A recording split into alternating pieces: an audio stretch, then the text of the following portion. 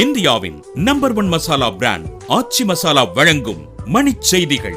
இணைந்து வழங்குபவர்கள் அரசன் சோப். ரொம்ப ரொம்ப நல்ல சோப்.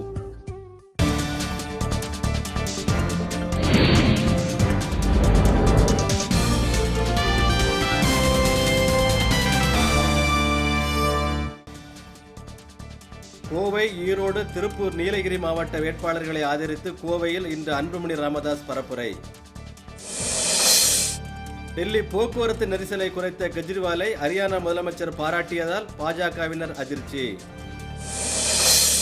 தமிழகத்தில் மேலும் 3 நாட்களுக்கு அனல் காற்று வீசும் என சென்னை வானிலை ஆய்வு நடுவம் எச்சரிக்கை. காவல்துறையினர் உதவியுடன் அவசர ஊர்திகளில் அதிமுகவினர் பணத்தை கடத்துவதாக தமிழிசை சவுந்தரராஜன் குற்றச்சாட்டு. போலி வாக்குறுதிகளை அள்ளி வீசி மக்களை ஏமாற்றுவதாக பிரதமர் மோடி மீது கண்ணையாகுமார் சாடல். நாடாளுமன்ற கூட்டத்தொடரை சுமூகமாக நடத்துவது குறித்து அனைத்து கட்சி தலைவர்களுடன் சுமித்ரா மகாஜன் ஆலோசனை. மயிலாடுதுறை அருகே மின்கம்பத்தில் தனியார் பேருந்து மோதிய விபத்தில் 2 குழந்தைகள் உட்பட 3 பேர் பலி.